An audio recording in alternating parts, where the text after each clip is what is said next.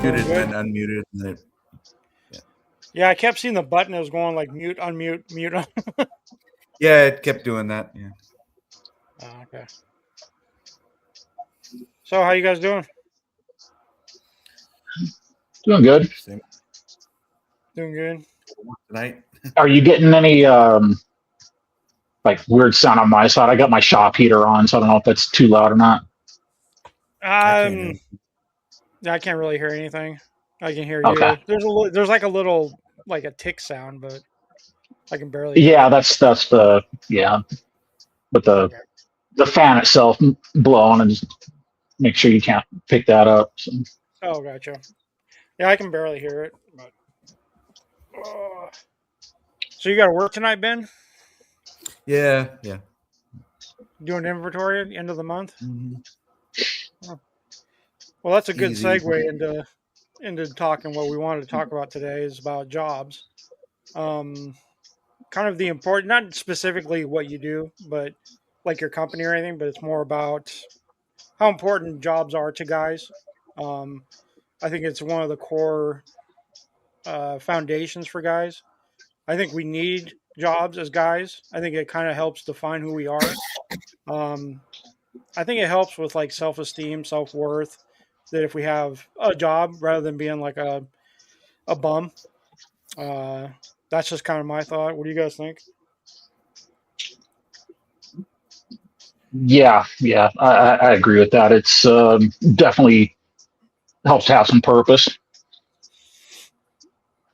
Yeah, I mean, there's a lot of guys out there that they don't have that feeling of purpose, and like guys have to have some kind of value. They have to feel value in life, to the world more or less.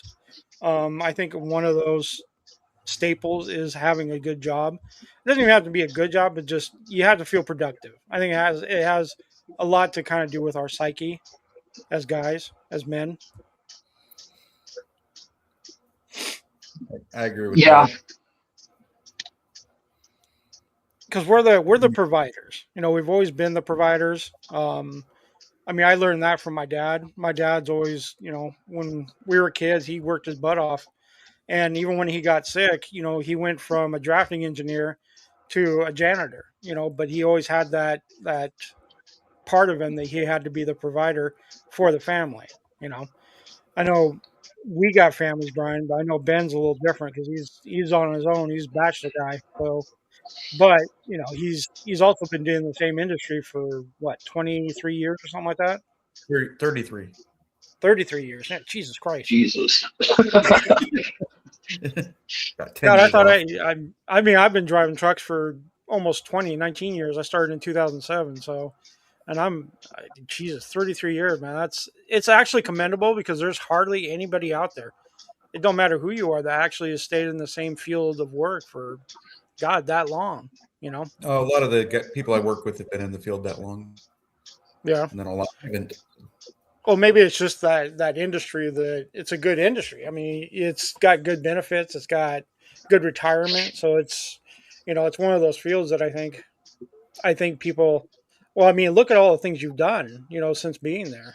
All the you owned a couple houses, and I mean, you're not rich, but you've been able to have a good, healthy retirement, which is really important. Which is something Uh, I'm finding out. well, it's not as healthy as it used to be, but yeah. Well, yeah, but when you retire, I mean, you said something the other day about how you're going to be retiring here in how many years? Oh, Did it'll you be say? about 12 now. The Oh, union about rep 12. spoke out of turn. Oh, gotcha. So, No, but because I know you said, what's that? I'll still cut back on how many shifts before then, but yeah, it won't be for another 12 years at least.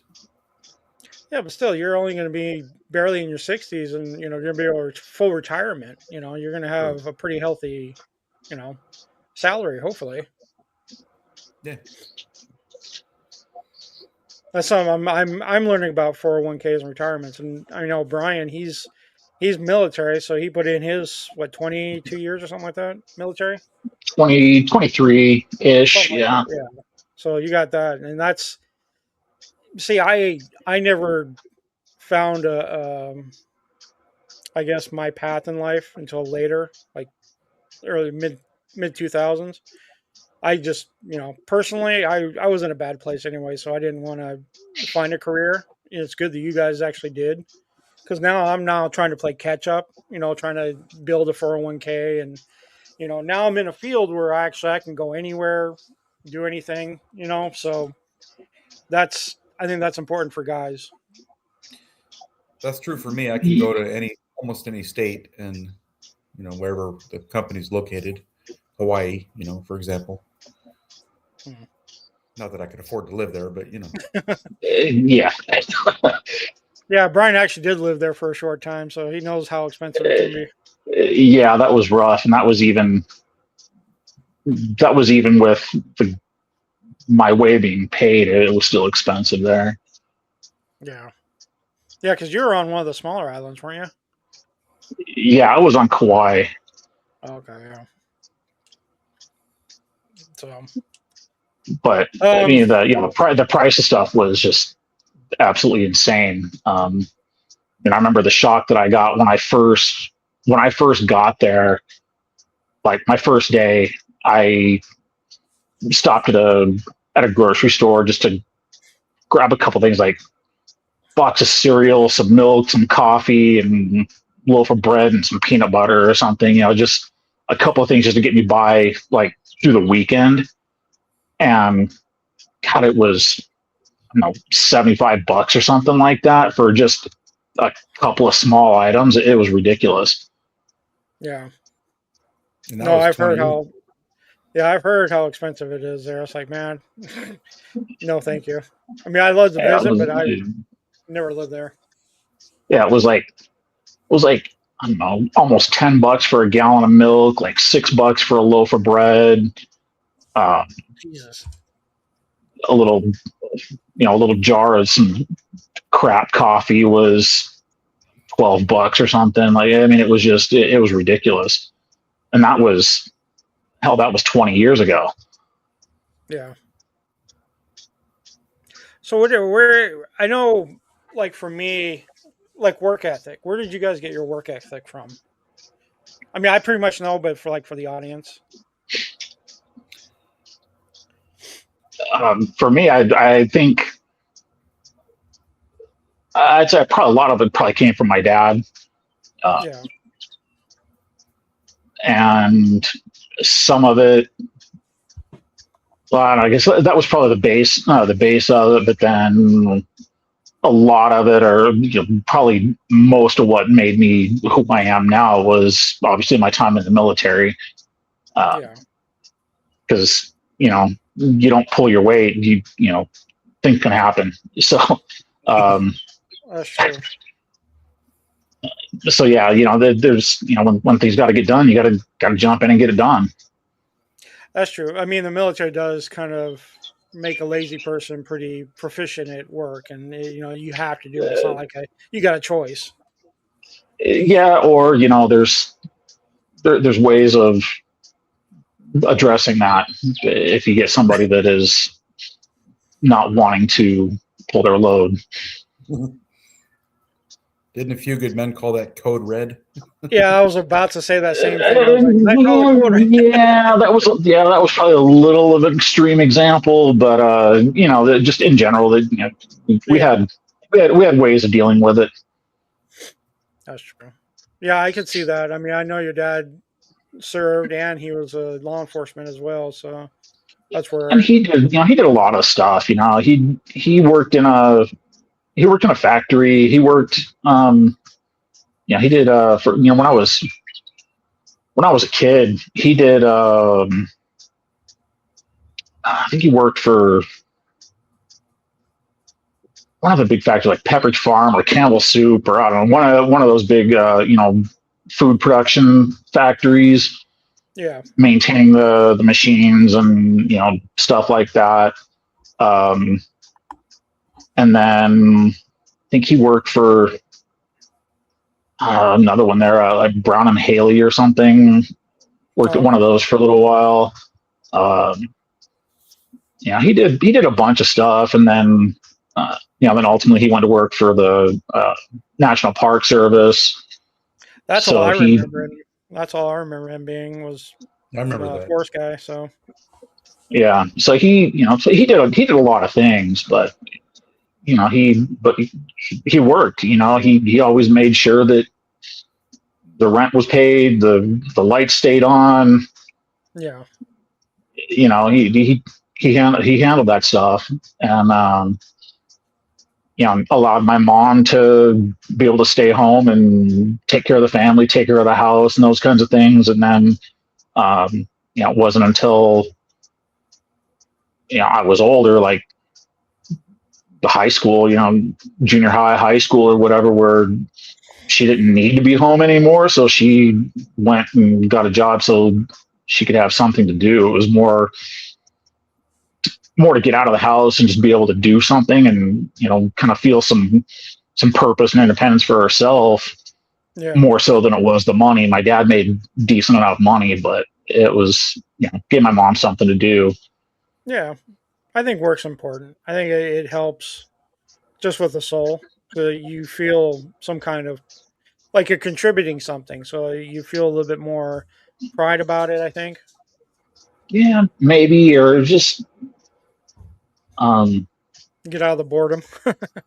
yeah, I think that's kind of what it is. Like, um, like in my situation, I was able to get a pretty decent retirement out of my time in the service, and I also was able to fund basically like a 401k. The military has a little different system, but effectively it's like a 401k that I was able to fund that. So I've got that sitting in a retirement account growing. Made a few moves in the stock markets, and made some investments and did some things like that have allowed me to essentially be retired. Yeah. And even though my lifestyle now, I've definitely got no shortage of things to do. I just wanted to work, just to have something. Not really contributing jack to anybody, really. It's a BS job, but it gets me out of the house for a couple days a week and gives me something to do, puts a little extra couple bucks in my pocket to make it worth my time. And but I think that's probably good for my mental health anyway, just to kind of get out and do something, whether I actually give a damn about the job or not.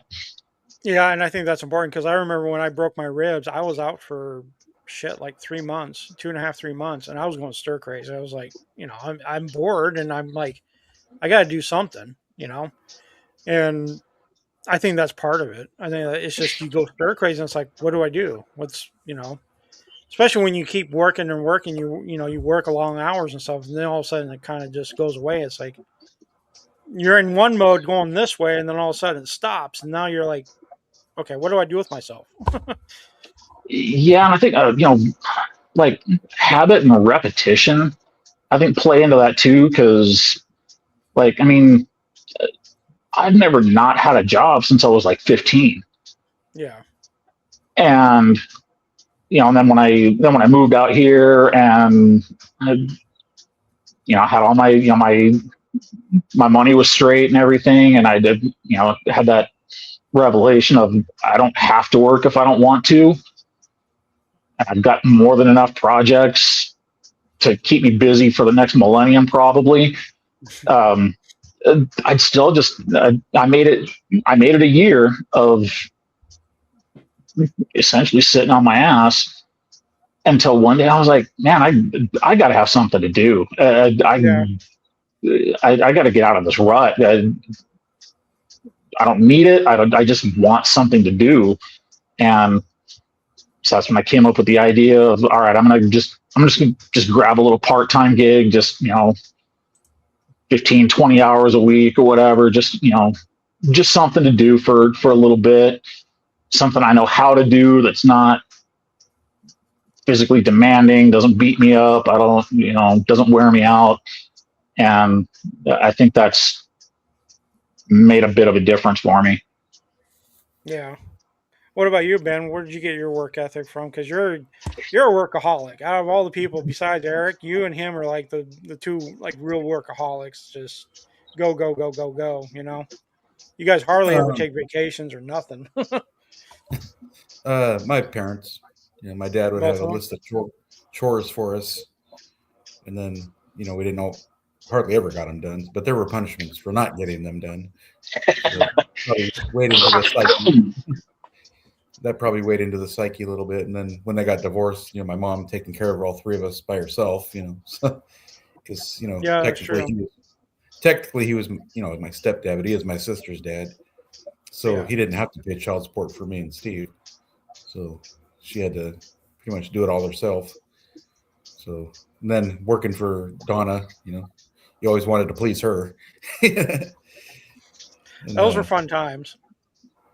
And then I hate to say it, but working for, the guy is very demanding. So, you always want to please him. So now it's just there. You just want to do good. That's what I work with people that don't give a flying crap, but most of them want to do a good job. Now, I mean, has it played into like the mental side of it?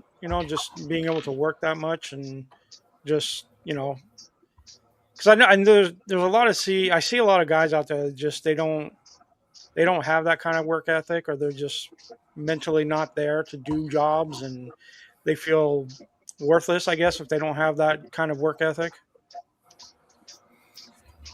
Yeah, I just like the way it makes me feel when I am productive. Yeah, like you're contributing to society, contributing to your own health, and being some kind of productive member of society. It froze up for a second. Yeah. So what was the question again? Has it played into like the mental aspect of who you are? Kind of like does it reinforce like maybe your self-esteem, self-worth type of thing? Definitely being at this company I'm at now has raised the confidence level a bit, because the old boss, no matter how good you're doing, would come in and blast you. So yeah, because this boss is probably a lot better than the last one, wasn't it? This is a corporation, so it's just different way of running things. Yeah, different way, and you don't see the big boss. The big boss, you don't ever see him or her. Who I don't even know who he is. What are you gonna do after you retire? Probably the same thing I'm doing, just at a smaller scale. Oh yeah. No, this was not the career I wanted. What did you wait? I know, because you went to school and everything. What did you want to do? Actually, we'll talk about that. What did you want to do when you grew up, or when you were a kid? Well, I wanted to screenwrite, but that's really hard to get into. So then that was your dream job. Yeah, you get stuck in the routine of working, and suddenly 20 years has passed. Oh, I know. What about you, Brian? I pretty much know. It's probably the military, wasn't it? Yeah, pretty much. I mean,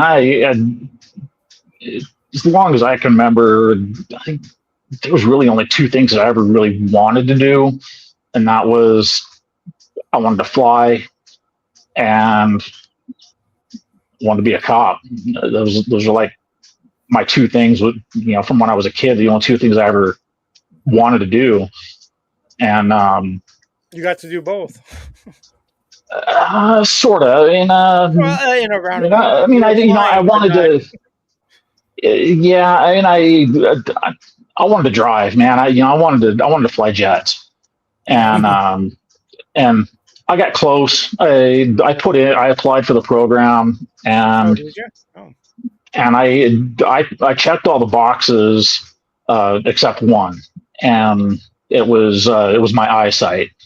There was one test that they gave me that I couldn't pass. And it was because of an astigmatism in one of my eyes, and so that eliminated me from that program. So I went the next best route and was an aircraft mechanic for a few years, and yeah, that was cool enough. I got to be deep inside the aircraft, and all those kinds of things. But it just wasn't as satisfying because I didn't get to drive them. So I took a little different route. I went and took some private flying lessons, and really, I never knew that. Yeah. I started to get my private license and did that for a little while till I ran out of money, and then so that got put on the back burner and then eventually forgotten about. But I still got to fly a couple things, like some of the one of the jobs I had was when I was working on helicopters was I was like a QA inspector. Yeah. And I went up a couple times with the pilots after we had to have some things that had to be fixed, and I kind of talked the pilots into giving me the stick for a little while. So they let me jump in and let me fly it for a few minutes before they had to take back over and do their jobs. But it was cool. It's like at least I got to fly a helicopter. Yeah, even for a minute, that's still a pretty cool thing. Yeah, it was fun. I got probably a good maybe 20-30 minutes of stick time out of it. So nice. Yeah, so that was pretty fun, and that was a big ass helicopter too. So that was it those Sikorsky ones?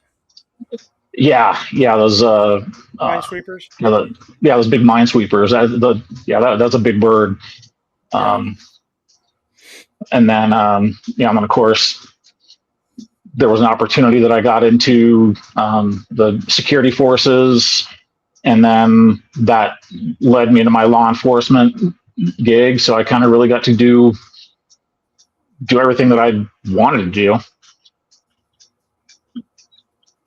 Yeah. So other than some dealing with the stupid BS that comes with it, I pretty much I think I had a pretty decent career. I don't think I'd trade it back for anything. Yeah, I know there were 2 times where I actually did want to try to join the military. I know one of them was when I came down to Corpus with you, and there was another time when I was early 30s. I think I went into the recruiter and actually talked to him. I was actually serious about it, but I don't know. It was my dad. It was the whole thing. I didn't want to leave him. Oh yeah. I was scared that if I left, something would happen. I'd be overseas somewhere or something, and I wouldn't be able to get back fast enough. So that was one of the biggest reasons why I didn't. I was like, man, I seen what you were doing. I was like, man, it'd be kind of cool to do stuff like that, but never happened. Another life, maybe in my next life, I will. Yeah, it was good times. I got to go a lot of places and see a lot of things that I probably would never even have thought of. Yeah. And so it was definitely a good run. I don't have any complaints about it. Yeah, I think there are people that can do it, and I think there's people that can't do it. It's definitely not for everybody. Definitely not for everybody. You gotta be built a certain way. I've seen it. You get people that join that just they can't do it. It's not their gig, and they struggle, they fail, and we have ways of washing them out, and then others shouldn't be there, but they stick around just out of sheer stubbornness, and they wind up being pains in the ass. Yeah, I wish my industry was a little more strict. My industry is a shit show, as everybody knows. Anybody who knows about trucking, they see it on the news. They see all these foreigners coming in that don't have licenses and stuff. That has really turned to shit, my industry. I mean, back when I fell in love with it, when my grandfather when I rode around with him back in the 80s, I mean, it was totally different industry. I mean, we'd stop at a truck stop with my grandfather, and you start talking to other truckers. It was really like a brotherhood. And now, shit, I've been in almost 20 years, and it's just I don't want to talk to any other truckers because half of them don't even speak English, and I'm just like, half of them don't have licenses. When I did some years in the ports, that's crazy. Driving into the port of like Tacoma and Seattle. I mean, these guys got duct tape all over their trucks. I mean, I understand they're working hard and everything, but they also game the system. They're terrible drivers. They cut in line. I mean, it's just that's one of the reasons why I want to get out of it. Why I'm trying to look at other avenues of getting out of trucking. I'm just burned out and just sick of the politics and stuff, and it's stupid. So Yeah, and I mean, I deal with these hot shotters quite a bit, and that's that's a nightmare. yeah, Uh, Imagine those guys driving like a big 18. Trying to talk to these guys, and they're like, they can't even speak to me. I'm standing in their face, and they can't even speak to me. They're having to like use like Google Translate on their phone, or like trying to translate and send me text messages and stuff when I'm standing 2 feet from them. It's just it's something. Yeah, it's dangerous because there's a lot of signs that we have to read when we're driving down the road. I mean, you have to look at overheight, hazardous materials. You can only go down this freeway or this freeway, weight limit on bridges. I mean, there's a whole slew of things that you have to pay attention when you're driving down the road. And if these guys can't see that sign and tell, hey, you can't take hazardous material down this road, they keep on going. That's danger to a lot of people, And that, yeah, it's just, and the thing is, I see these trucking schools, they pop up because they get one guy that gets his license. It's actually legit. He'll open a school and he'll get all his cousins or friends or whatever from another country come over, and he'll certify them, and then off they go. There was when I was working Learning centers are big business, man. Oh, I know. When I was working in the ports, we had our dispatcher was a dispatcher for another company, a sister company, but it was run by the Russians. And within 1 year, they had like 6 drivers. They changed their company, their MC number, their name, the logos, everything 4 times in 1 year because they kept getting put out of service, and they kept getting tickets and write-ups and citations. And so when you get all that, it starts going against your company's score. It's called a CSA score. And these guys just changed all their names. It was the same drivers, the same shitty trucks, but they would just change all their business information, and they just kept on going. And it was crazy. Yeah. Those Somali learning centers are, that's big business. Yeah, that is true. Yeah, what do you think? What's that? Also, you don't deal with those kind of truckers where I work, but the previous employer, since he had a lot of international products, would deal with a lot of international drivers. And yeah, you're really spot on there. Yeah. Oh, they get a lot of deliveries from foreign companies. Yeah. Well, not so, kind of. Not the drivers couldn't speak English, though, if you put it that way. But the regular ones, like your Coca-Cola, Frito-Lay, they're all, all those vendors. They're all regular. I hate to say regular guys, but Well, they've been in business and they're from this country, so they speak English. But what about these younger generations? What do you guys observe from the work ethic of? Because I got my own opinions about that, but what do you guys think about these younger generations coming into the workforce and their work ethic and their ability to work? Well, one of my new bosses is 22 years old, and he's got the same work ethic I do, and he's smart, and a lot of they hire pretty well there. I mean, if there's one that isn't going to work out, they get rid of them. Yeah. What about you, Brian? Yeah, I mean, I think we kind of touched on this one on the last, on the last show here too. But I think I don't think it's right to generalize a lot of them, just because everybody's different. Kind of comes from different different situations or whatever. Obviously there's a lot of people that just don't know how to get it done. They live in their online world, and they don't know how to handle public interaction. But on the same side of it, you still got others from the same generation, the same, the same areas, and whatever, that will get in and bust their asses and do the job. Some may bitch about it more than others, but ultimately, business still has to happen. So, I think it's a lot of it is the person, and it's, there's still a lot of people our age or, from our generation that aren't worth a shit either. No, that's true.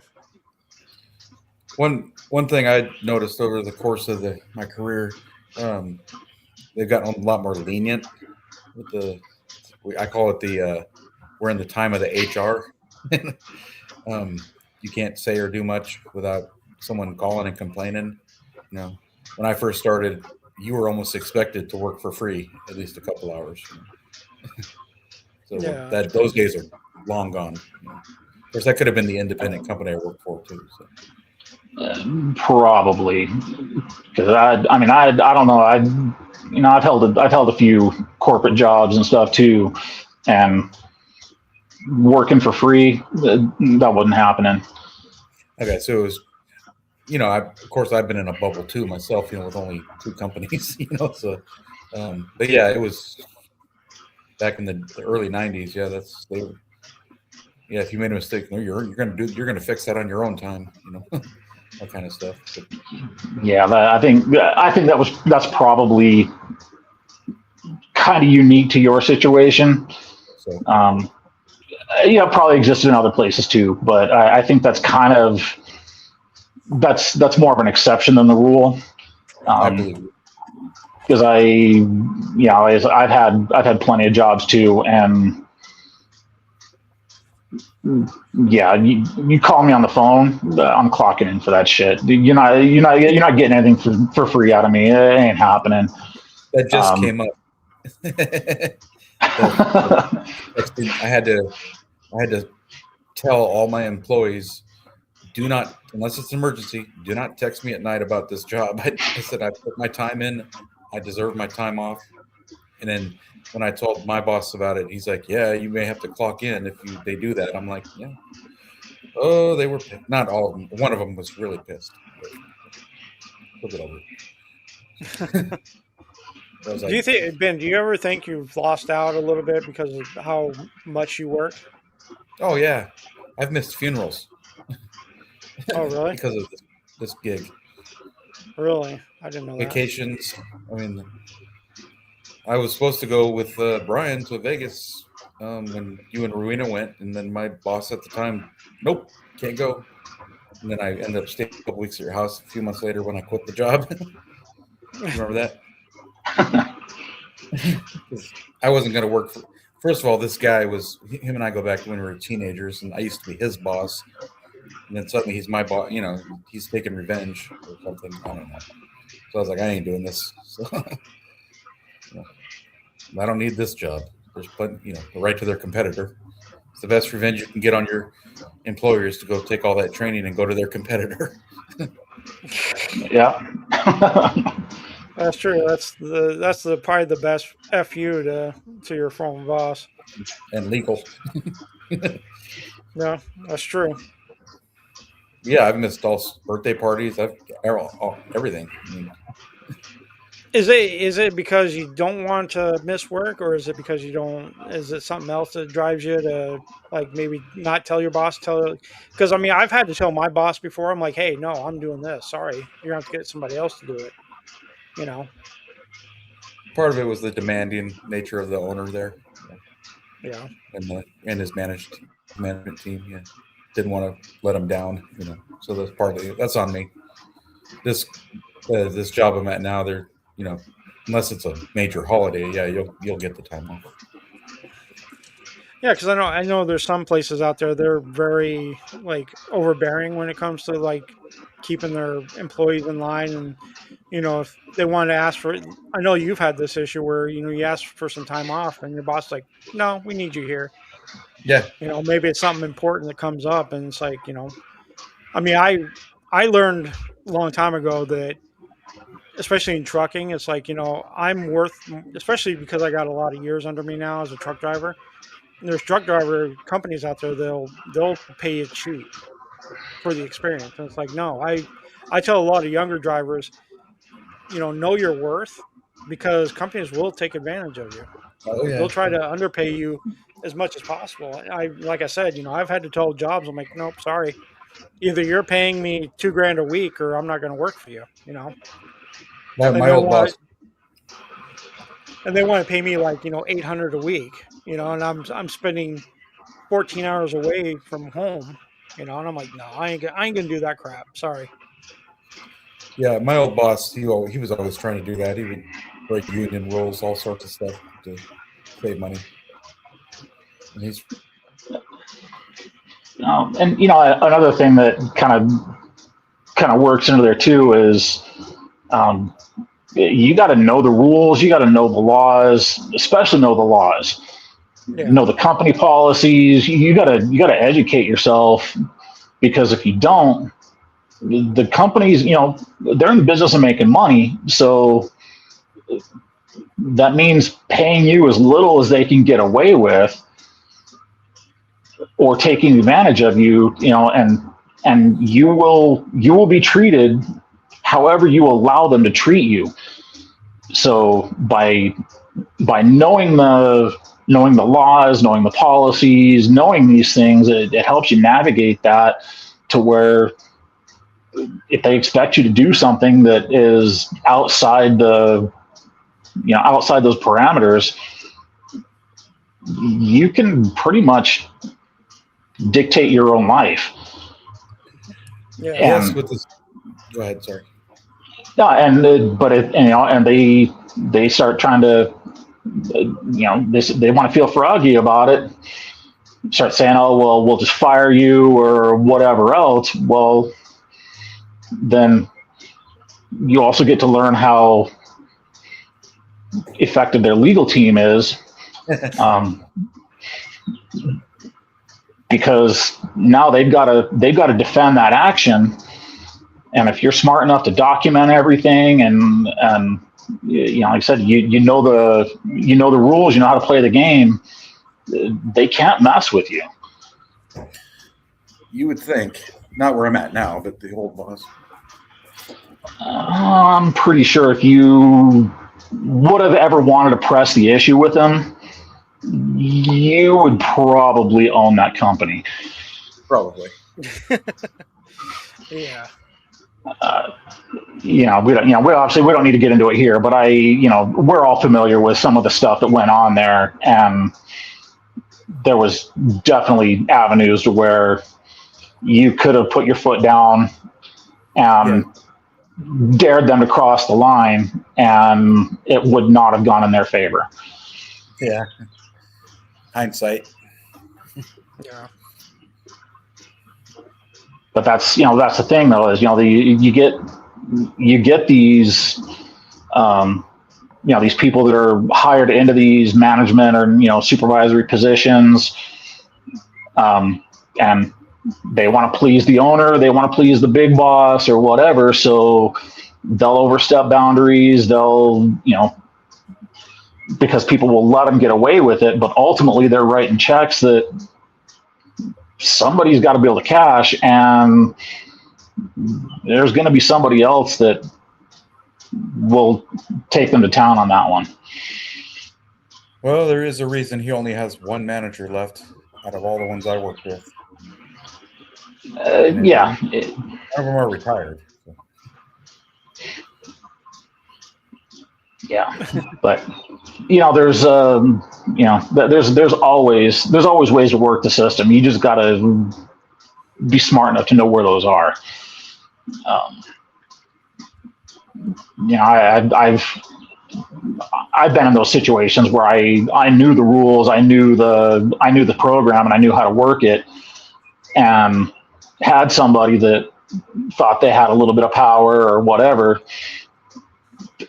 try to get me to do something that was outside those boundaries, and I basically dared them to cross the line because I broke it down to them. So like, no, according to this law, this policy, it's right here in the employee handbook. It's right here in the state law. No. And what do you want to do about it? That game's called I Win. This is a company where a store manager wanted to get rid of a checker so bad that he went into her till and stole money out of it and then fired her for stealing. And that's one of those things you come back with video evidence, or there's ways to find that out, and then that's called what's the word for it? A felony. Yeah, she did grieve it. She lost because she had no proof and the money was still missing. Yeah, and that's part of that's on that other person too, for not knowing how to work this, not knowing how the system works, and just accepting the consequences. Right. Yeah. Yeah, she could have sued beyond the union. Yeah, there's a lot of things that could have happened there, and wrongful termination. Not to mention, theft of that other person. There's bad things that could have happened there if somebody would have wanted to go to the mat for it. Back in the early 70s, from the old school guys I worked with, and they wanted to get rid of someone, they would put a candy bar in their locker and then fire them for stealing. Never heard of that. Those days are gone. Long gone. Yeah, especially with video surveillance and things like that, that's a little harder to get away with. Yeah, where I work, there's cameras everywhere. You don't even try and get away with something. Yeah, I don't even know who half the employees are because I just want to stay out of trouble. Have you guys had bad bosses? I kind of know Ben's side, but what about military wise? Have you got some bad COs out there? Yeah. Oh yeah. I've had some winners. Yeah.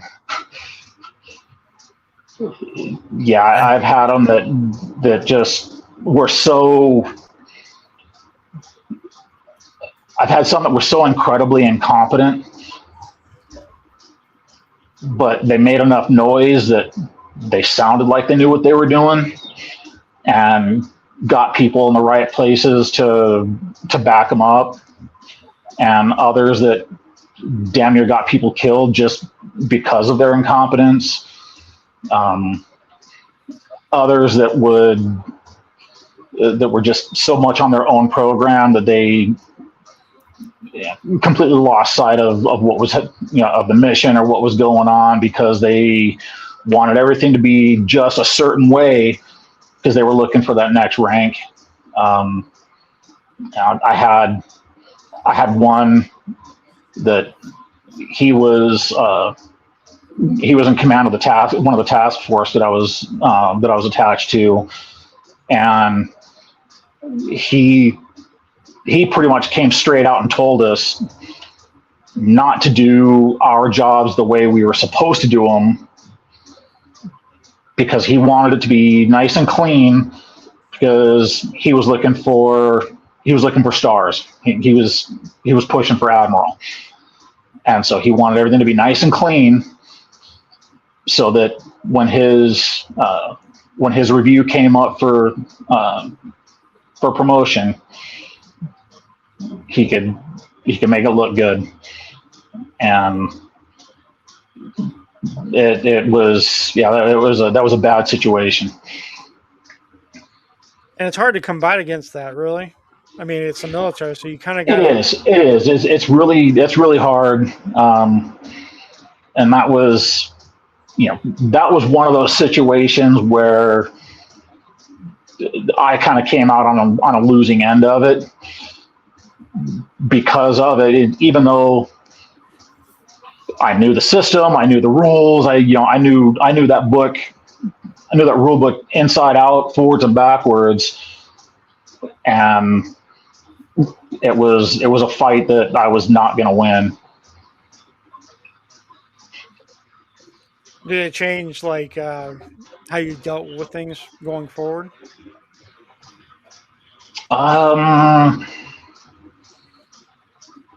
Like maybe it made not you really, not really, because I'm a stubborn fucker. So I was still gonna do my job, and I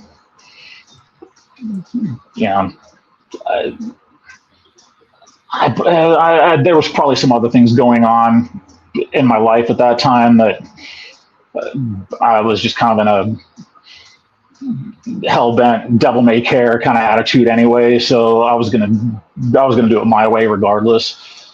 But yeah, there was I almost paid a pretty steep price for it. Yeah.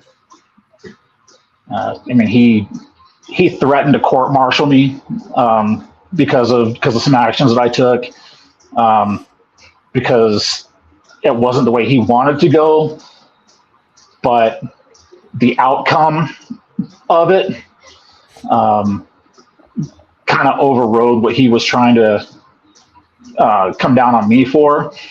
And so we were kind of in a mutually assured destruction standoff there, that if he really wanted to force the issue on me, yeah, he could have made my life pretty uncomfortable, but the outcome of that particular mission that I had gone on,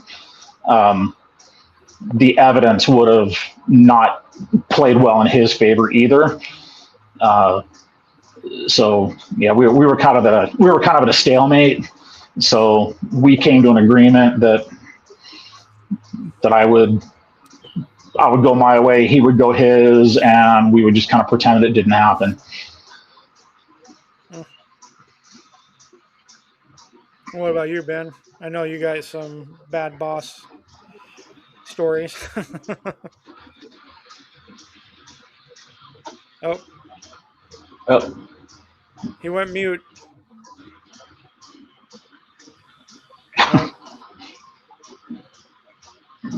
No. Still showing the mute icon. Yeah. Good. Yeah, there you go. There you go. Ain't working at all. I had one who was actively trying to get rid of me. He messed with the schedule, just always tearing into me. I mean, but she couldn't get rid of me because anytime they hired someone new, they weren't as qualified. So I eventually demanded a transfer, and then I started having an affair with one of the checkers. She had to move me. So that was one way to go about it. But, not like I planned this, but coincidence. Have you guys ever struggled? Have you guys ever struggled at work? Like trying to balance the whole work and mental health. I mean, military is kind of a given. Yeah, that's kind of a given. Yeah, when you take it home, not so much anymore, but yeah, for quite a while, you take it home, think about it at night, and with that a difference of where I'm working too. Again, they won't call you at night, or they would. You're like, hey, you're out of this. You're out of, what's, it was ridiculous actually. That's why I had that conversation recently. Like, do not bug me at night. And they actually go with that? Huh? They actually obey that, or kind of?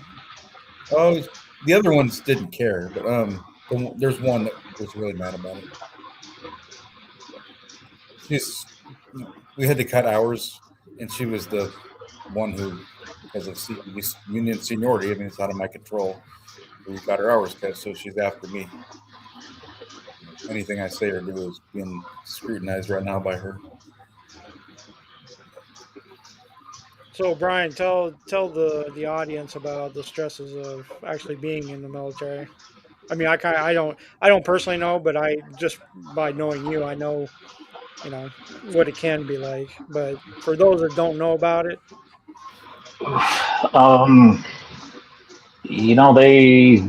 they definitely come.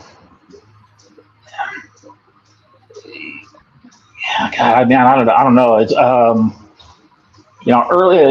early on in the career, you first just get through basic, and you get to your command, and you're doing low man on the totem pole stuff. That's stressful because everything's different. It's a complete shock to the system. Just everything's different from what the way you're, just everything about you. You're still trying to find your way. You're told how to dress, when to eat, when to sleep, when to shit. It's just everything. And then you start moving up a little bit. You get a little bit of seniority. You start moving up in rank. Now you're the guy that's telling the booters what to do, but you still don't have enough authority to really do much. You're just kind of that shift supervisor kind of thing. You're not really, you're in charge, but you're not. And then you start moving up a little farther in rank, and now you're actually physically responsible for people.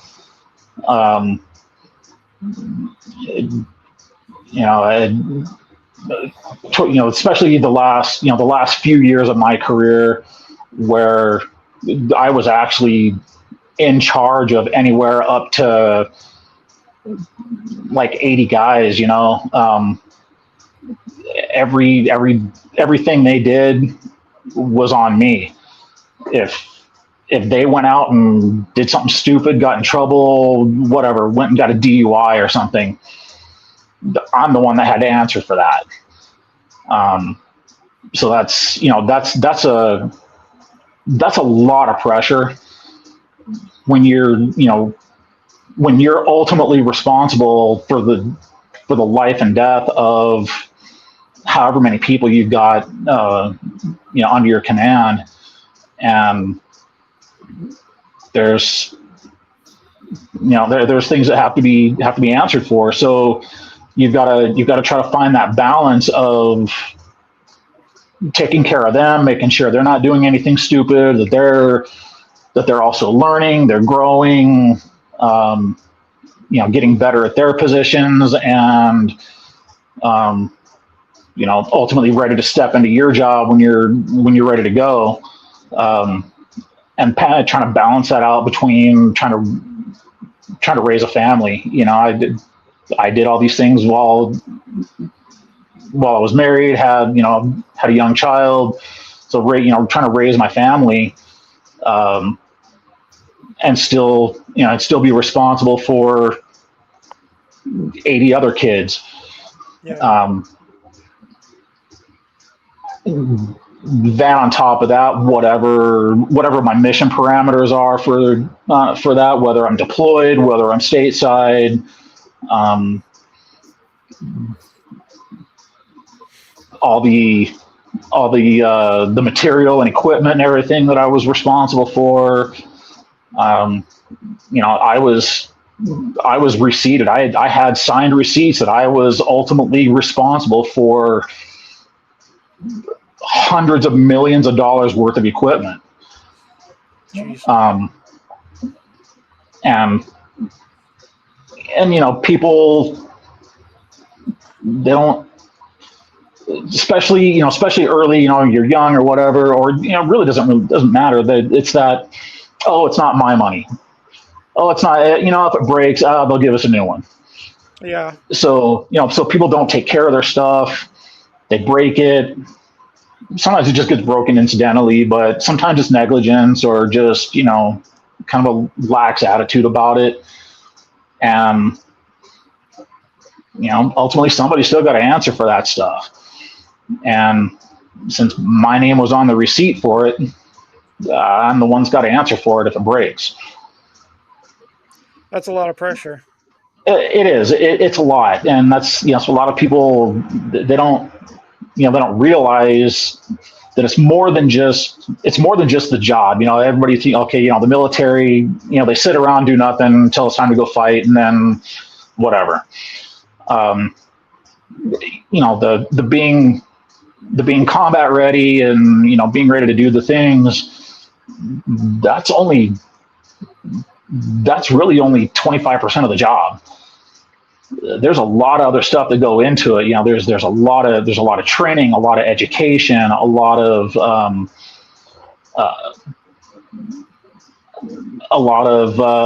like team building and just personal development for not only yourself but for those that are behind you. And a lot of that is really what separates the leaders from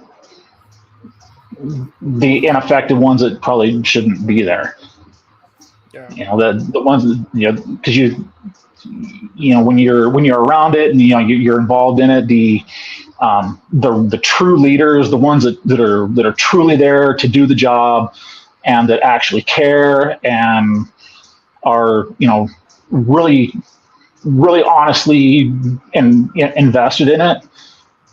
There's a difference, and that's where you see a lot of things with just your the way the unit works, the development of the people that are there, and really a lot of that is there kind of parallels even the corporate world, because you've got some places you might have a manager or a boss or whatever, you might have somebody in position, or really regardless of what the position, whether they're the new guy or the seasoned veteran that's been there for 30 years. The ones that actually care, the ones that are there not just to collect a paycheck and go home, that business is going to be more successful. Whether it be a retail operation, whether it be a trucking company, manufacturing, whatever. You've got two kinds of people there. You got the ones that are there to collect the paycheck and go home, and the ones that are actually driving the flow and making sure everybody is where they got to be, when they got to be there, doing the right things, and making sure everybody is well equipped, whether it be the better training, or just taking care of them, making sure everybody is there, able to do the job physically, mentally, emotionally. It's getting to know your people, and just being able to manage all of those things, and kind of being the broad shoulders for everybody else to stand on. And you lift people up. You're successful when you lift people up. You're not gonna have true success by standing on everybody else's head. You can climb the ladder. You can climb the ladder, and you can get the bigger paychecks, and you can do all that. But ultimately, you're still just there to collect a paycheck and go home. You don't give a shit. The ones that are there, that truly care, that truly want success, are going to bring others with them. Oh, that's exactly. I couldn't have said it better myself. Yeah. I mean, since you were in charge of a bunch of guys, have you had guys that needed kind of a pep talk to, kind of like they were stressing out too much from being in the military? Often, yeah. Actually, there's one example I can think of. This guy he came in, he was young, fresh out of basic and school and stuff, young kid. just couldn't get right. He screwed up everything he touched, and he got his ass chewed on the daily by somebody. He was just at a point, everybody just kind of gave up on this kid. And he had resigned himself to that. He decided he was a fuck up, and nobody, so he was just there to collect his paycheck and go home. And so I had I had my assistant. So we were both in charge of this of our crew, and this kid was in one of the other shifts, and so my assistant and I were talking. We're like, hey, let's see if we can fix this kid. So we talked to the other watch commanders and said, hey, give him to us. We'll take him.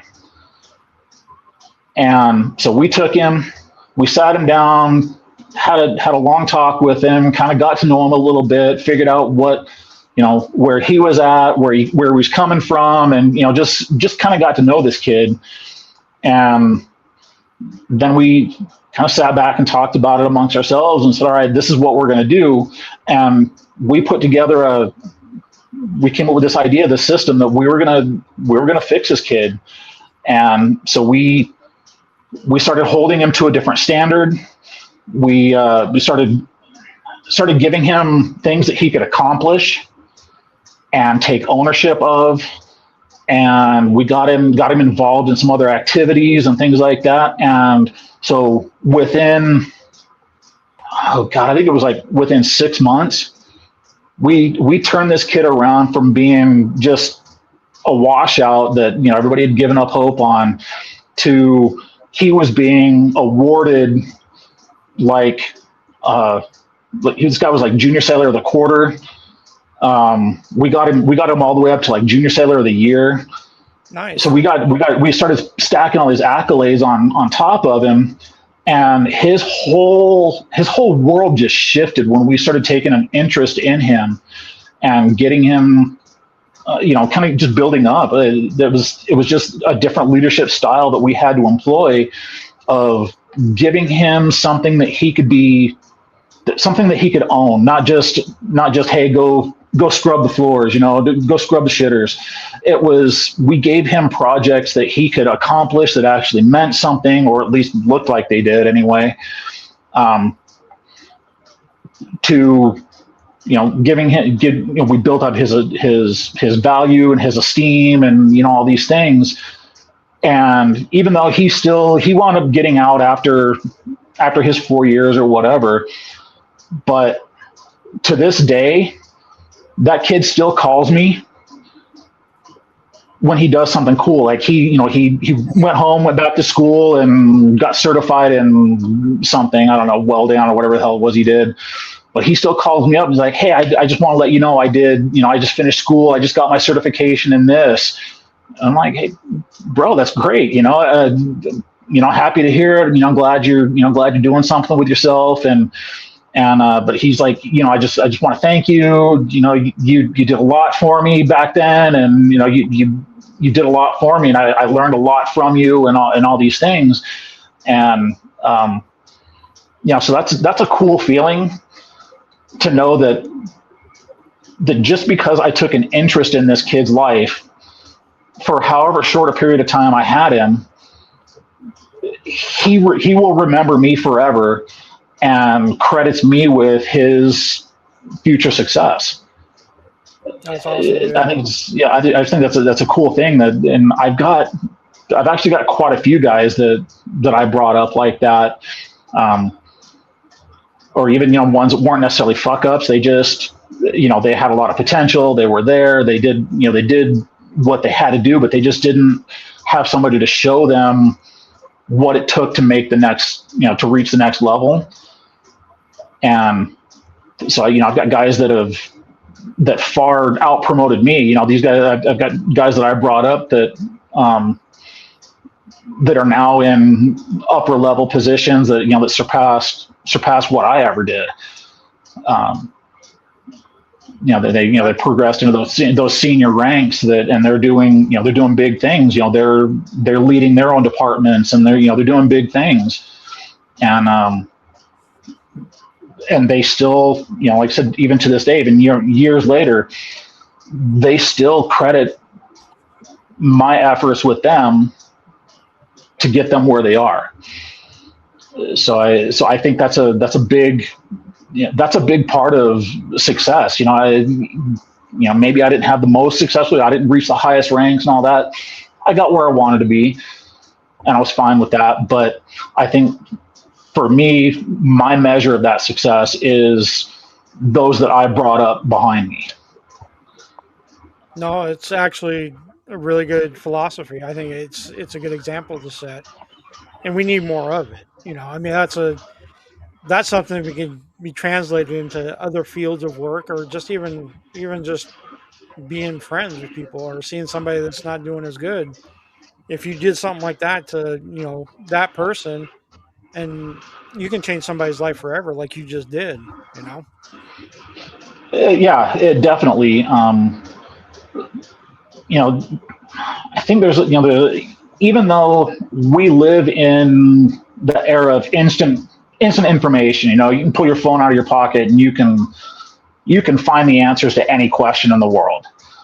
But there's still no substitute for personal experience and sharing that experience. That's where you bring people up. You share that you share that experience. If you know how to do something better or even different, it doesn't even necessarily have to be the right way or the wrong way, but just through your own trials and errors and all that, if you've learned how to do something a certain way and it works, and somebody else comes along and they do something differently, it probably still works. But if you connect with them and break it down, hey, this is the way I've done it, this is what works for me.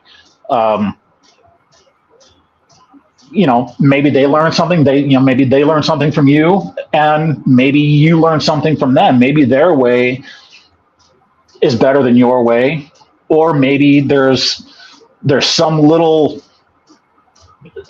niche there in the middle that if you merge those two ways, now you come up with an even better way that works even better for everybody else. So that's, I think that's a big thing in the learning process, and bringing people up with you. It's good for the younger generations, even some of the old guys. They've done something a certain way for so long, that's all they know. But when you can connect with them and say, look, I see how you're doing this. This is another way to do it. Why don't you give that a shot? Or, let's figure out where the two ways work together. Kind of things like that. There's always another way to do something. Just because it works doesn't mean it's right. So you can always do that, and bring people up with you, I think, is just the highest form of success. Beyond just showing up and cashing a paycheck. I think bringing people up is definitely, at least for me anyway. I feel like it's a lot more valuable, because I know I've got a lot of useless information in my head. I think we all do. So I like to share that information with with people that are around me. My coworkers. I've always got guys. My coworkers, even where I'm at now, they still come up. Hey, what do you think about this? Or what's your take on this product or this item or this method or whatever. I love to bring that stuff out. If it's something that I know, particularly if it's something that I have a passion for or that I know well, I love to share that information. maybe I would have been an okay teacher. I don't know, but I just like to share that information. If I have stuff that I know, why hoard that to myself? Yeah, true. Did you learn? Now, did you learn that when you were in the service? Did somebody do for you what you did for that other guy, or is this something you just kind of picked up on your own? Uh, well, I think that's kind of always the way I've been, but there was, yeah, there was probably somebody along the way that kind of saw something in me that they were able to bring out, um, and and I just took that concept and ran with it, um, and there were some guys that I learned from just kind of inadvertently, like there was guys that I learned from just from watching, just going, I don't like what he's doing. I'm not going to do it that way. I'm going to I'm going to do it a different way, and so I learned on both sides of it, of taking the good with the bad and figuring out my style in the middle. Um, and I think that's important too, because sometimes you learn more from your mistakes than you do from your successes. Yeah. Very true. What about you, Ben? What was the You had any question? kind of experience like that? I've had a lot of mentors, good ones, and then I've had the couple like that one that I was talking about earlier, where she was trying to get rid of me. There was another one. Both of them, I learned what not to do, and that taught me a lot. Like, coincidentally, the guy who I learned what not to do, his dad was one of my greatest mentors. So, yeah, I haven't really had a lot of mentees because the environment at the old place was just toxic. So, I've had a couple at the new place, and it's been a short time. So yeah, but then I don't know. I've tried to mentor people, but there's a lot of attitudes, especially with the crew I have now. They've all been around for a while, so they're unwilling to learn something new. Oh, they're stuck in their ways. Yeah, well, not all of them, just a couple of them. There's a younger one in the other in the department that is willing to learn. I was teaching. It's all women, by the way. I'm the only guy there. Nothing wrong with that. So, As treading lightly. Jerry Seinfeld would always say, "There's nothing wrong with that." Yeah, treading lightly is my life.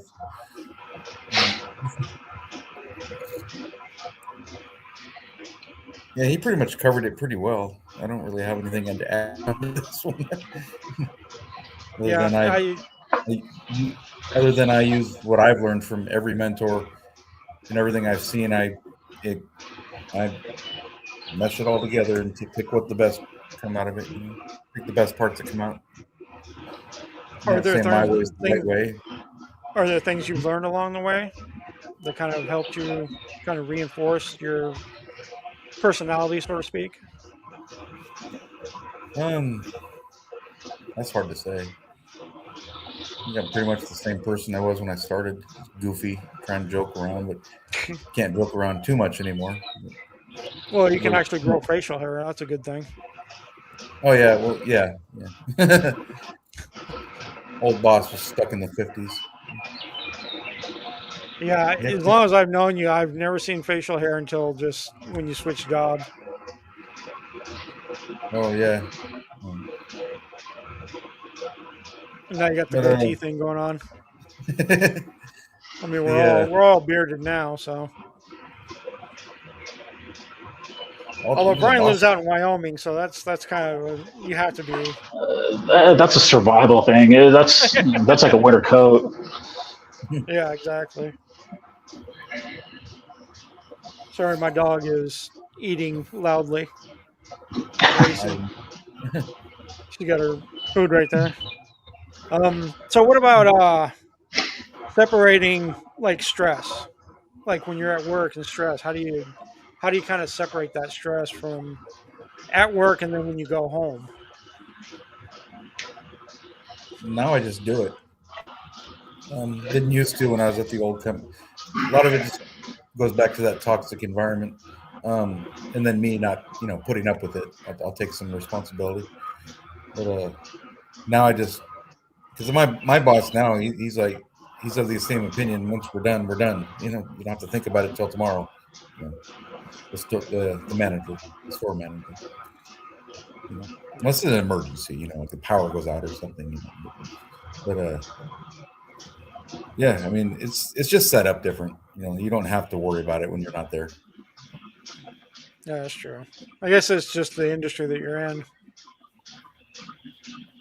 Like they know how much labor they're spending, so if I'm not there between a certain amount of time, they're not going to expect anything from me versus the other place, which you pretty much were on call.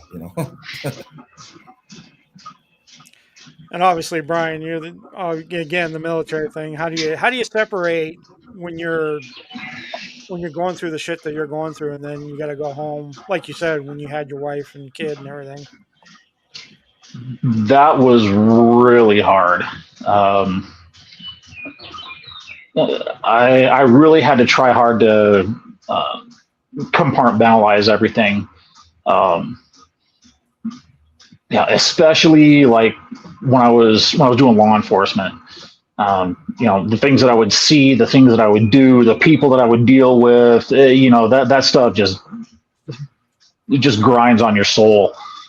And I had to be very careful to try to compartmentalize that and leave it at work when I went home. Definitely was not always successful. So I had my, guess we'd call it my safe space. I had my little man cave out in the garage that I'd come home from work if I was, if it was a particularly shitty day or whatever. I'd come home from work and I'd just say, hey, look, I need some time. Just leave me alone. I need to go decompress.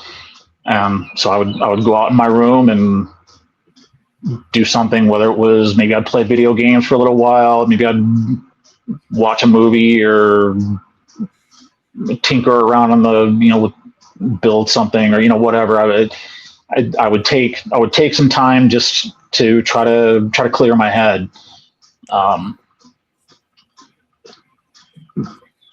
Just don't interact with anybody that I cared about. Leave the family in the house for a little while and let me just go take a minute. And I did that for quite a while.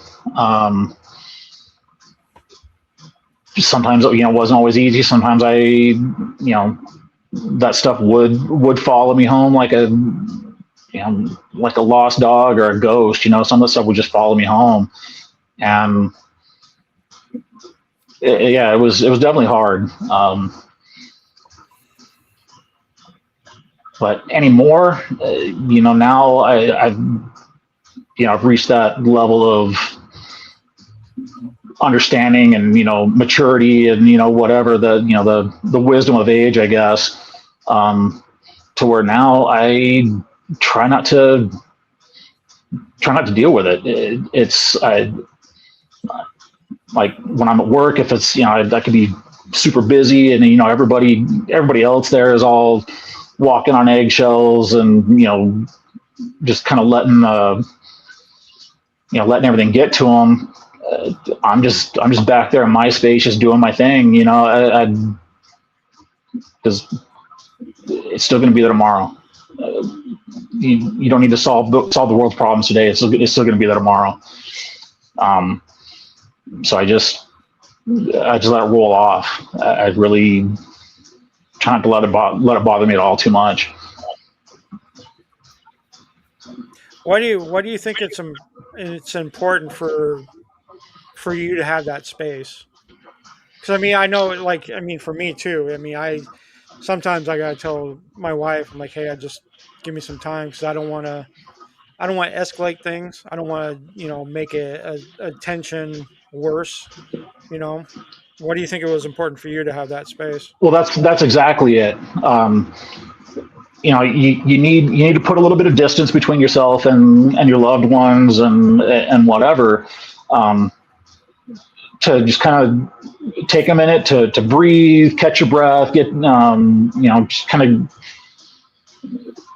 you know pack the stress away in a box or something, but however you compartmentalize and deal with it. But yeah, you gotta have a minute to just kind of let things settle down. Um, exactly, so that you don't bring it into the house and into your life, where it'll cause problems, because you could be just having a particularly crappy day at work. Somebody says something stupid to you that just pissed you off, and you're just stewing about it. Now you come home and your wife doesn't know what's been going on, so maybe she says something. Could be just She could just say something stupid as a joke, or she could be like, hey, you forgot to take the trash out or whatever, and then next thing you know, you're like, fuck you in the trash and whatever, and just causing a fight for no damn reason. So it's definitely, when you you need a minute, take a minute. Yeah. Yeah, find I something. do. Find your zen. Find your zen space. Whether that's you go out in the garage and work on your project car. You go play a video game for a few minutes or something. Just take some time for yourself. Go take a hot shower or whatever. Just kind of wash the day off you and get your mind right. And then be able to walk back into the house and have a normal, healthy interaction with your wife and your kids, and whatever your family dynamic is. You just gotta have a minute to just kind of wash the stink of the day off you. Yeah. No, I do the same thing. Anytime I'm in a bad space, I go out and tinker around in the garage. Or one day I actually just went for a drive. I spent like 3 hours. I needed to cool off and drove for like 3 hours and drove back. Yeah, and whatever that space is for you, whether that's whether you go take a drive, or like you said, you go out. For me, I go out in my shop, tinker around or whatever. Sometimes I just need a minute, and I think that's a healthy way to do it, because it allows you to just kind of decompress and get just kind of to get the stink of the day off you. Get whatever pissed you off that day. Just let it roll. Whether it's something that you need to just pack away, compartmentalize it, or you just need a minute to relax and forget about it. Well, I think you probably did a pretty good job, because I mean, I look at your kid and I'm like, she turned out really good. I mean, I don't think what you went through really affected her much, and I think that's one of the things I think that that's one thing I made a very conscious effort to try not to bring that mess onto her. Yeah. There were times that fought with my wife about it, but because she had her job and her stresses and whatever, and sometimes I'd come home and she had a bad day, I had a bad day, and she wants to talk about it, or she wants to talk about something else, or tell me whatever, I didn't take the trash out on time, or whatever, something stupid. And it's always going to be some small little catalyst that sets it off, that just that strikes the match on there, and now you're fighting over nothing because you're both pissed off at something that somebody else did at work. And that's that's a hard situation to be in. But that was, for me, that was one of the things that I really made a conscious effort to try and insulate my kid from all the crap that I went through in my job. Yeah, and I would like to think I was fairly successful at it, but there's always something. But I think I did a pretty good job of keeping her out of most of what I did. And why do you think that's important? I mean, I can't speak because I'm not a father, so you're the only father in this conversation. I think kids got enough. They got enough shit to deal with. They don't need their parents' shit on top of that. Yeah. They got their own. They're still finding their way in the world. They're dealing with school and their interpersonal relationships and whatever trials and tribulations they're going through at that time, whether their activities, they got all the things to deal with too. And so they're still developing those coping skills and, just kind of learning to find their way through life. And, I don't think it's fair or right to impose adult bullshit on top of them when they're trying to deal with their own business. And I think that it gives them a sense of stability. Because if they've got a parent that is volatile because of they're letting their outside stresses get to them and they're bringing it home, then that creates a I don't want to say fear, but there's an element of fear that, oh, hey, I did this cool thing today, but I really don't want to go tell my dad about it because he's pissed off all the time. So I think it teaches them some negative some negative interactions. I think it takes away their sense of safety within the family. And as a parent, you miss out on those milestones of your kids if you get too wrapped up in your own stresses and all that. You miss out on all those cool things that your kids are doing. I think if I would have given into all the pressures and the stresses and all the garbage that I was exposed to and brought it home with me, I would have missed the dance recitals. I would have missed the soccer games. I would have missed missed the report cards, all the things that were, big pivotal moments in her life. I would have missed out on that. And, what's the fun of being a parent if you can't share that, share those experiences with your kids? Oh, very true. No, I couldn't agree more. That's one thing I will never experience, but I do envy that about you and what you went through. And I see the closeness that you and her have. I remember, it was a long time ago, I remember coming up there to where you're at and you're just about to be shipped out. And I mean, we went out to lunch and all three of us are sitting there and we're talking and everything. And I just remember that goodbye you gave her. And I was just like, man, that made me tear up. Just seeing how close you guys were, how tight you guys were. And it's like, man, that's got to be heartbreaking at times. It was terrible. Anytime I had to leave was terrible. I hated it.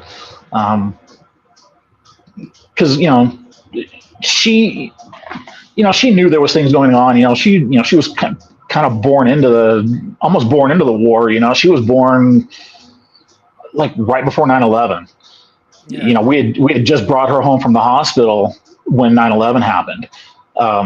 So that conflict was really the only worldview she ever had. As far as the world stage, that was all she ever knew was, she knew that She knew that we were fighting. Didn't know what it was about, but she knew there was there was a war going on, and she knew that the troops were, going to fight. Some were getting hurt, some were being killed. These kinds of things, and when one of the first time I deployed, she didn't quite understand what was going on. She knew there was something going on, but she was still kind of young to comprehend. And so I didn't want to tell her what I was doing. I just told her that I was going away on a trip for work, going away on a business trip, and I'd be back in a few months. And just kind of left it at that. I really didn't elaborate. And then a few years later, when I went to go deploy again, well, now by this time, now she knows what's going on. She's seen the news, she's heard from her friends, and whatever. She's aware of what's going on, and she lost it. She broke down when she found out that I was going to be going away again. I tried to just make it, play the same game again. I'm just going away on a work trip. And she just lost it. No, you're going to the war. You're going to fight. You're going to get hurt, and this kind of stuff. And I'm like, no. That's not what's going to happen. I'm going. I have a very specific job that I do, and I'm very good at it. Don't worry, I'll be fine. And so I tried to take that burden away from her as much as I could, and she did her part. She whatever cartoons or TV shows or whatever books she was reading at the time, she thought, okay, well, I'll make this magic potion. So she went and collected leaves and grasses and whatever, and made me some magic potion to take with me so that I'd be safe. And it made her feel good. It made her feel like she was doing something to help out. And so I played the game, and I put the little bottle of it in my pocket when I left, and when I came back, I told her, yep, the potion worked. It kept me safe and all that. So, but it was difficult for sure. Trying to shelter her from that, from those things. And, now that she's older and all that, and we can talk about it, I've told her some of the things that I was involved in and things that I did, just so she kind of knows, because she's brought it up a couple times where she's curious, because there was parts of my life that she missed out on and whatever, or those times that I was gone, and so she doesn't really know. She knows that I was gone and knows that I was deployed, in the war effort and whatever, but doesn't really know what. So I've kind of told her a few things that I was involved in, and it still feels weird to tell her, even though she's she's grown and an adult and doing her own, living her own life. It does feel weird to tell her some of the things that I did, because in my eyes she's still 8 years old. So it's a weird situation, but I'm getting through it. Was she around when you got blowed up that one time? I remember you got she was. Yeah, because you got hit by an IED or something like that, wasn't it? Yeah, that was actually on my first deployment. Oh, okay. So she was young then. I mean, she was probably, oh God, when was that? She was probably only about maybe 4 years old. Oh, okay. Yeah. So she was pretty young. I couldn't tell her about any of that. That was the first time. So I just told her, I got to go away for work. I think she, I don't think she really knew, she didn't have the concept that I was in the military. She knew that I was, she knew that I was a cop. And, because obviously, she knew what police were, so she knew, so she knew that I was a cop. And so I think I just told her, hey, I've got to take a work trip. I got to go do some cop stuff, and go help some people out. And she was young enough; she accepted that and really didn't pay it no mind, other than the fact that I was going to be gone for a while. Did you ever tell her as like an adult? Did you ever tell her what happened to you? Yeah, in the last couple of years, we've talked a little bit about it, because she's asked me,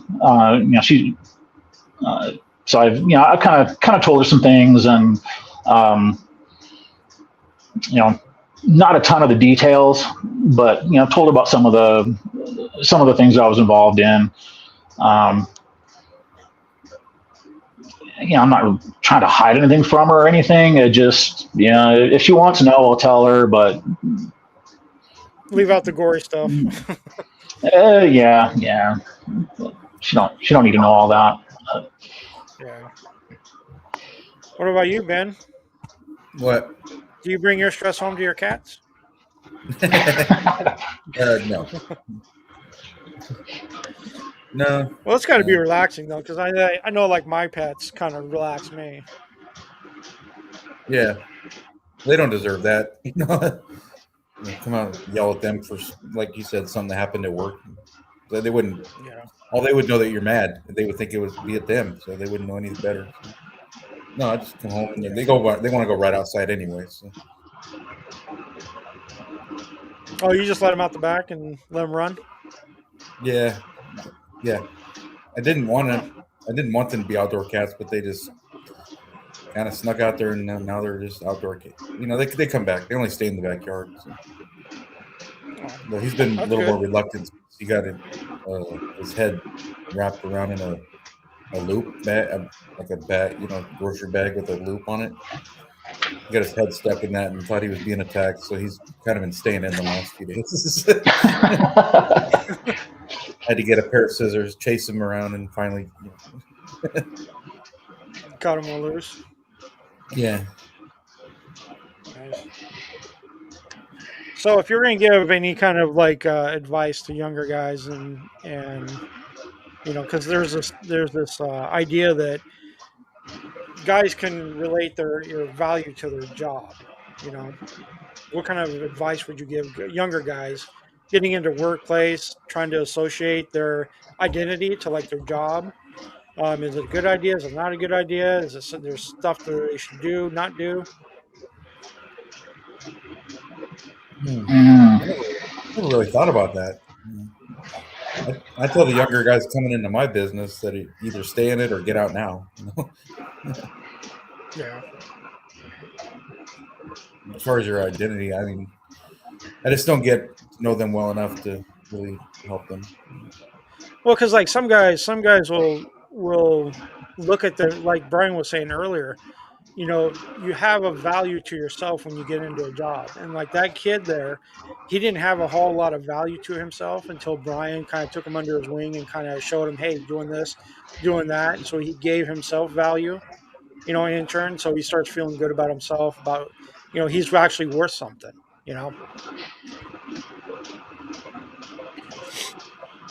Yeah, I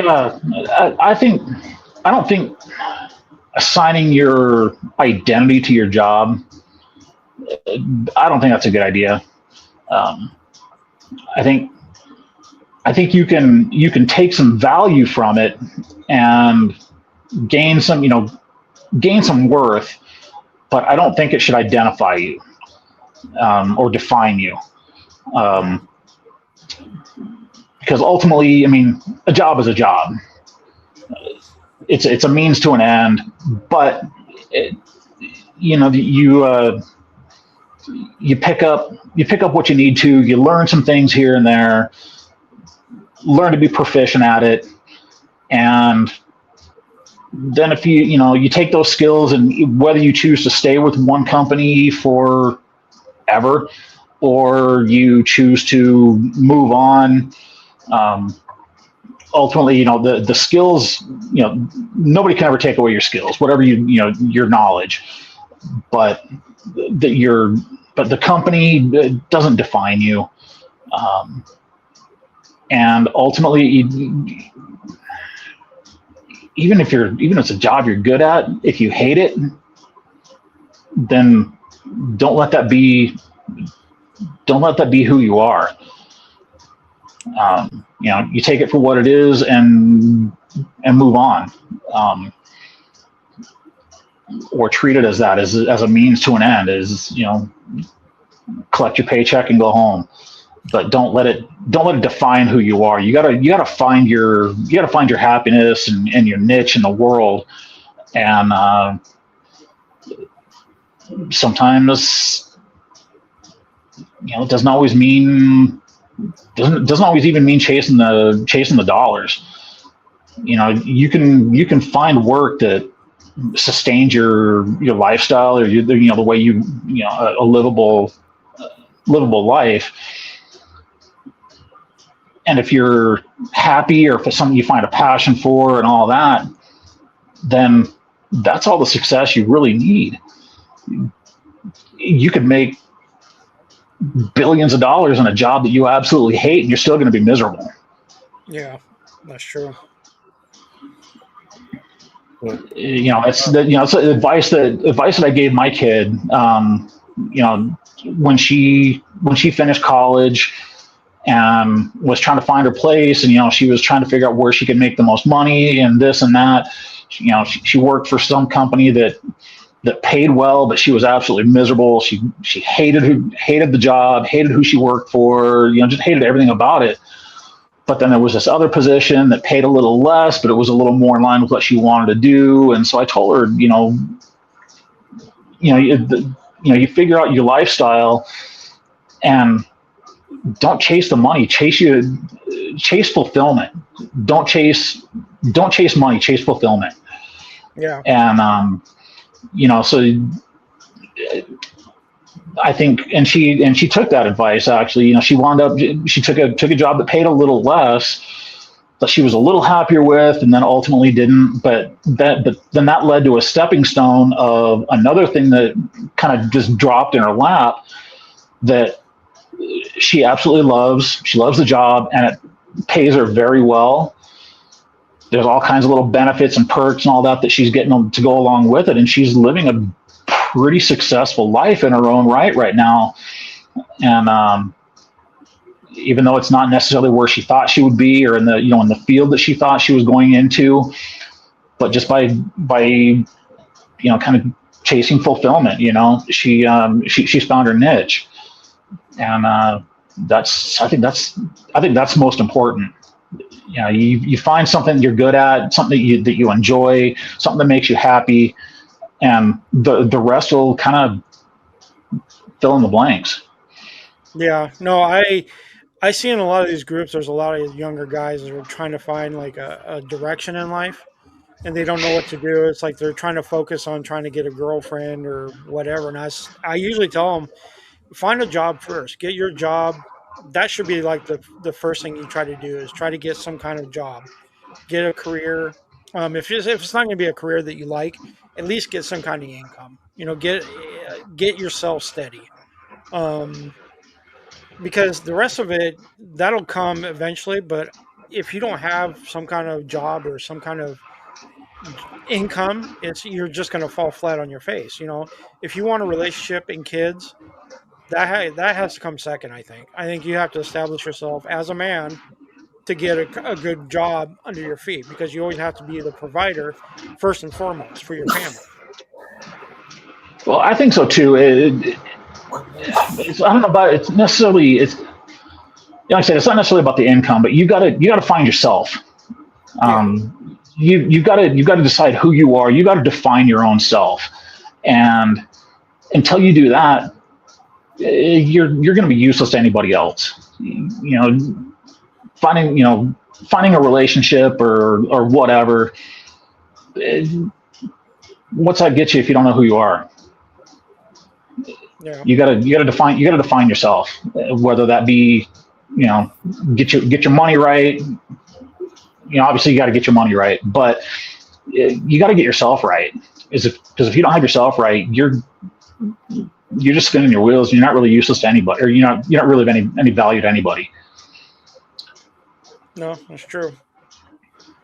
What do you think, Ben? Oh, I agree with him. I'm the prime example of my identity was my work. Like, Yeah. too much of me invested in that place. So now now that I'm out of there, yeah, it's just yes, I want success. I want the company to grow, and so in the time that you're paying me, I will do everything I can to make that happen. But after that, my life is mine. Yeah. You think you're ever gonna get married? Me? Yeah. Oh, there's one gal I like, but she I'm just not the right ethnicity. Oh, really? Oh. Yeah, that's actually kind of common around here. Nothing wrong with that. I mean, everyone has their preference, but Yeah. I'm just not it. No. Oh, I hear you. Can't really think of anything else at the moment. You guys got any last thoughts?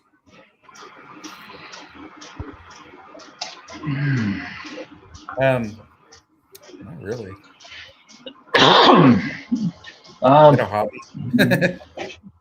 You want to talk to younger guys? yeah, Get a hobby. I think probably my biggest closing thought would be just, define yourself. Don't let anything else define you. Don't let your job define you. Don't let your bank account define you. Define yourself. You got to make your own purpose and decide who you are and who you want to be, and work to get there, rather than let an outside influence decide it for you. Good words. I also think what you said about lifting people up, like that kid you said, I think that's an important message too. Yeah, definitely. And I think that also kind of fills in, on the back end of where you're defining yourself. Because if you're lifting others, then you're defining who you are. Oh, I'm all about mentoring people at work. Clearly not the crew I'm in, but the younger one. But the younger ones around the store, if I do happen to run into them, and they have a question, I'm always positive and willing to help, and give my, because I got decades on them. Yeah. Right. And it's important to pass along that experience. You got to, we used to kind of had a saying of train your replacement. Yeah. Because if you can get somebody behind you to basically work you out of a job, then you succeeded. Yeah. Remember when I was saying about one of the bosses I learned what not to do? Well, he wouldn't teach me anything, or anybody anything for that matter, because he was so afraid somebody was going to take his job, which someone eventually did take his job, but that's beside the point. So I learned what not to do there. I want people to know exactly how to do everything I know how to do, so I can eventually step down and I can work for them,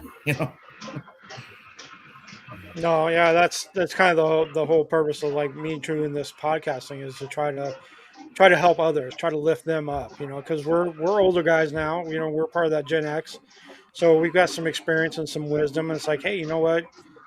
I think we need to help the younger guys and to kind of give them some pointers, kind of give them some wisdom, and kind of point them in the right direction. I like it. I hope that somebody does see those and get some value from it. I really do. Yeah, because I mean, we got to help each other out. I mean, if this, I'm not just speaking, metaphorically from the world makes the world a better place. It just makes I think it just makes everything better. I think it makes them better, makes us better, and in turn, it makes everything better.